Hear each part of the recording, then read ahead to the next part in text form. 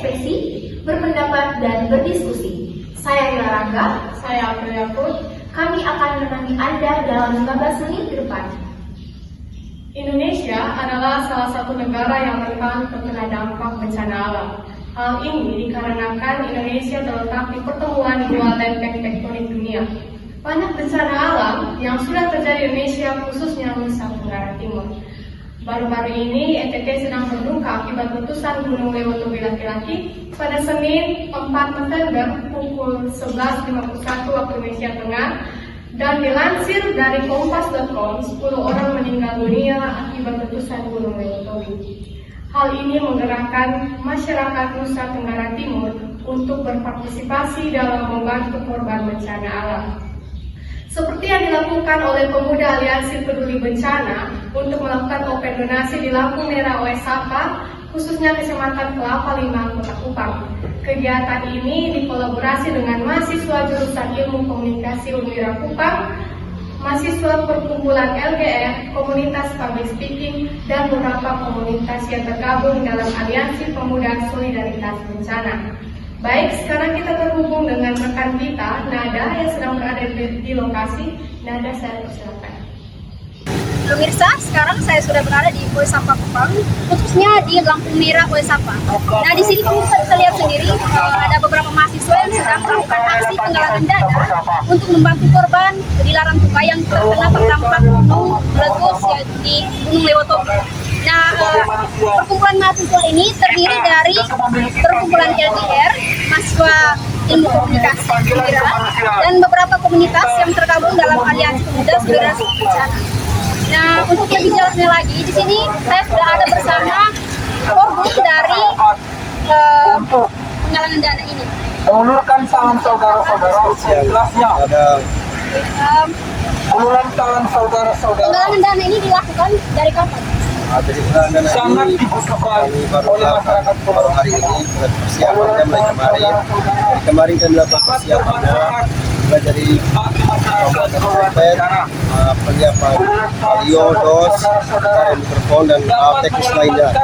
Nah, sehingga baru hari ini kami turun di lampu merah di OESAPA untuk melakukan aksi sosial ini. Nah, kami tergabung dari berbagai aliansi, yakni Pendeta Pesantren Kota Kupang, Komunitas Public Speaking Muhammadiyah, Jikom 22, Lancarna Realita, dan Perhimpunan Mahasiswa LDR.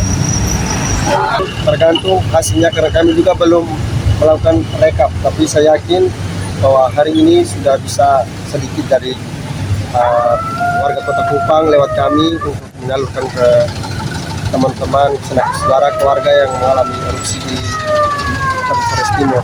Itu sudah bisa. Menurut kakak sendiri, penggalangan dana ini akan berlangsung sampai kapan? Kalau penggalangan dana ini dalam proses perencanaan kami, besok kami melakukan evaluasi hari, berarti hari Jumat kami kembali turun ke lapangan untuk melakukan penggalangan dana dan kami akan tutupnya di hari Sabtu malam. Demikian informasi yang dapat saya sampaikan. Saya Maria Paufidianada. Selamat melanjutkan aktivitas Anda. Baik April dan pemirsa, beralih ke berita selanjutnya.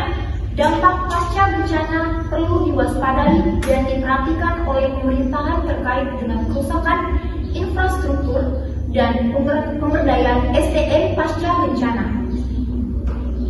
Selain gunung meletus, ada pula dampak yang terjadi pasca bencana Seroja yang dialami oleh masyarakat OESAPA, khususnya berada di dekat pantai OESAPA, Kecamatan Kelapa Lima, Kota Kupang. Baik, selamat sore pemirsa. Di sini saya sedang berada di pantai OESAPA, tepatnya di Munsuin, OESAPA Selatan. Nah, di sini yang pemirsa lihat di belakang saya ini ada beberapa bangunan kafe yang terbengkalai akibat dampak Seroja beberapa tahun lalu.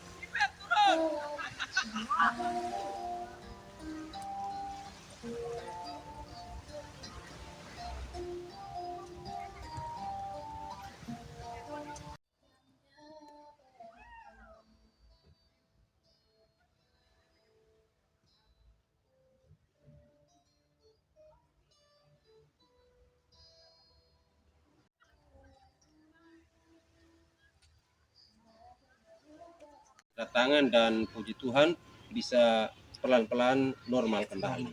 Banyak juga pelaku-pelaku kuliner yang sudah menyediakan jajanannya di pantai. Itu butuh waktu berapa lama Bapak untuk memulihkan kerusakan yang terjadi? Kalau mengenai pemulihan dan waktu untuk memulihkan itu bisa saya sampaikan di sini bahwa pemulihannya butuh waktu kurang lebih 3 sampai 4 tahun. 3 sampai 4 tahun. Ya, Bisa rame kembali. ya 3 sampai 4 tahun baru bisa dimulai.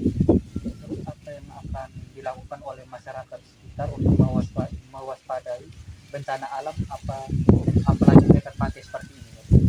Ya, itu seperti yang saya bilang awal tadi bahwa kami yang notabene punya tempat tinggal di dekat pantai atau di pesisir ini punya trauma khusus. Tetapi di dalam menghadapi serangan-serangan badai seperti itu, jujur bahwa kami tidak punya kesiapan apa-apa. Tetapi kami juga membutuhkan perhatian dari pemerintah, misalkan itu dibuat semacam tembok penahan untuk menjaga abrasi pantai, atau bisa dibikin breakwater untuk memecah ombak yang besar yang terjangannya bisa berakibat kepada kerusakan di bibir pantai. Oke, baik Lila. Saya pikir dua peristiwa yang terjadi ini hal yang perlu diwaspadai oleh kita ya sebagai masyarakat NTT. Dan seperti laporan yang sudah kita dengar dari lapangan, sudah hadir sama kita nih 8 pemuda yang siap untuk berdiskusi dan menyuarakan pendapat mereka terkait dengan dampak bencana alam yang terjadi di lingkup NTT. Mungkin kita akan berkenalan dulu dengan kakak yang paling ganteng, paling cantik 8 orang ini. Mungkin dari kakak yang di sebelah saya dari Karila, silakan. Perkenalkan, nama saya Egen, saya dari Universitas Katolik William Mandira Kupang. Perkenalkan, nama saya Christine, saya dari Prodi Ilmu Komunikasi Universitas Katolik Widya Mandira. Perkenalkan, nama saya Tri, saya dari Universitas Katolik Widya Mandira Kupang. Perkenalkan, nama saya Astrid, saya dari Universitas Katolik Widya Mandira Kupang. Perkenalkan, nama saya Dita, saya mahasiswa dari Prodi Ilmu Komunikasi di Universitas Katolik Widya Mandira Kupang. Perkenalkan, saya Maureen, saya dari Mandira Kupang. Perkenalkan, nama saya Randi, saya dari Prodi Ilmu Komunikasi, mahasiswa Universitas Widya Mandira Kupang. Perkenalkan, nama saya Berto dari Prodi Ilmu Komunikasi. Terima kasih buat teman-teman yang sudah memperkenalkan nama. Tapi mungkin kita akan mulai duluan dari Kak Christine. Baik Kak Christine, apa yang dilakukan anak muda ketika mendengar fenomena atau mengalami fenomena alam seperti ini? Terima kasih untuk waktu yang telah diberikan kepada saya. Saya pikir pastinya kita sama-sama pernah mengalami kejadian atau peristiwa Seroja yang pernah terjadi di tahun 2021 yang lalu, di mana masyarakat pada waktu itu merasa panik dan juga kebingungan harus melakukan apa dan seperti apa. Namun pastinya perlunya adanya aksi nyata dari setiap masyarakat untuk memperbaiki, membantu, dan melakukan tindakan prabencana, bencana, dan juga pasca bencana. Ya baik, dan saya pikir pemuda adalah salah satu sistem dalam masyarakat yang paling dibutuhkan aksinya dalam menghadapi kejadian ini. Karena pemudalah yang bisa dikatakan paling bergerak cepat dalam melakukan aksi, peduli bencana, dan bentuk aksi yang dilakukan teman-teman dari aliansi tadi adalah bentuk dari kepekaan masyarakat diwakili oleh pemuda-pemuda Indonesia, khususnya NTT. Oke, baik. Jadi seperti yang dikatakan oleh Kak Tati, bahwa pemuda adalah salah satu sistem dalam masyarakat yang harus cepat tanggap ya Kak Ira ya, dan harus paling bergerak cepat gitu. Tapi saya pikir bukan hanya pemuda saja, seluruh sistem masyarakat itu perlu untuk cepat tanggap dalam kondisi atau situasi seperti ini. Dan mungkin kita akan bertanya pada kakak-kakak yang lain, apa yang harus dilakukan pemuda untuk mewaspadai fenomena alam seperti ini? Mungkin pertanyaan ini akan saya lempar pada Kak Randi, Kak Egen, dan Kak Dita untuk berpendapat mengenai hal tersebut. Oke, baik. Jadi yang pastinya aksi sosial yang dapat bermanfaat dan membantu para korban, pemuda bukan hanya berbicara atau menyuarakan kepedulian, tapi aksi nyata di lapangan yang diperlukan. Contohnya berita yang sudah kita lihat di awal bahwa pemuda melakukan aksi galang dana untuk membantu korban bencana yang sedang terjadi di Flores Timur. Dan setelah pasca bencana, pemuda perlu untuk melihat dan menganalisis hal apa yang perlu diperbaiki dari dampak bencana alam tersebut. Mungkin seperti membangun tempat-tempat UMKM yang rusak dan pembersihan wilayah yang terkena bencana. Selain itu juga Kak akhirnya kita sebagai pemuda bisa menjadi relawan untuk membantu korban dan membangun komunitas dan agen perubahan pada masyarakat sehingga terciptanya masyarakat yang lebih tangguh dan kuat. Selain itu juga saya pikir perlu adanya upaya pemulihan jangka panjang. Saya pikir hal tersebut sangat perlu dilakukan apabila bencana alam tersebut memiliki dampak atau efek dalam jangka panjang. Dan kemudian dari itu saya pikir perlu adanya media untuk memantai rekonstruksi dana dalam penggalangan dana untuk bantuan agar dapat diterima oleh saudara dan saudari kita yang membutuhkan. Dari saya upaya-upaya seperti ini, saya pikir bukan hanya tanggung jawab pemuda, tapi semua sistem masyarakat. Kita sama-sama bahu-membahu menjadikan tempat tinggal kita atau tanah kita ini menjadi tempat kita untuk mencari nafkah kembali. Karena bagaimana dan dalam bentuk seperti apapun, bencana alam terjadi, semuanya kembali pada manusia untuk mengupayakan keadaan alam kita kembali seperti sedia kala.